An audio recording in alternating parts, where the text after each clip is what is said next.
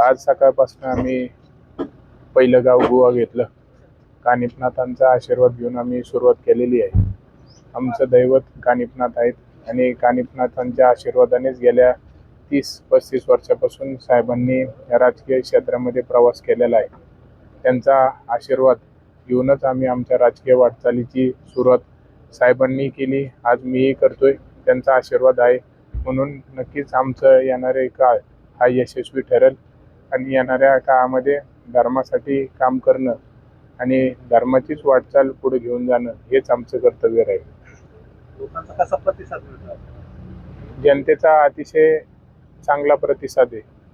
सर्वसामान्य जनता ही आपल्यासोबत आहे.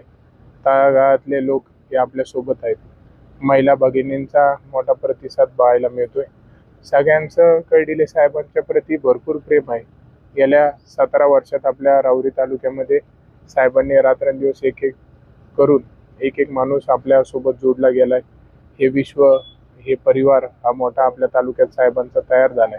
म्हणून आज तोच परिवार माझ्यासाठी काम करतोय, रात्रंदिवस फिरतोय आणि हा विजय मिळवण्यासाठी प्रत्येक जण प्रयत्न करतोय. हा एकट्या माझा विजय नाही, तर हा गेल्या 30 वर्षापासून साहेबांसोबत काम करणारा प्रत्येक व्यक्तीचा हा विजय राहील.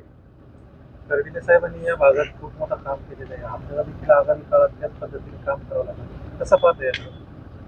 साहेबांनी या 17 वर्षामध्ये या परिसरामध्ये भरपूर काम केले. निळवंडेचं पाणी आणून दिलेलं आहे. अनेक कामं, विजेचे प्रश्न आहेत साहेबांनी मार्गी लावलेत. रस्त्याचे आहेत, सभामंडप आहेत, विविध प्रकारचे गावानुसार जे अडचणी आहेत त्या दूर साहेबांनी केलेल्या आहेत. म्हणून भविष्याच्या वाटचालीमध्ये आता जबाबदारी माझ्यावरती आलेली आहे. सर्वसामान्य जनतेने ही जबाबदारी आता साहेबांच्या रूपाने माझ्याकडे दिलेली आहे.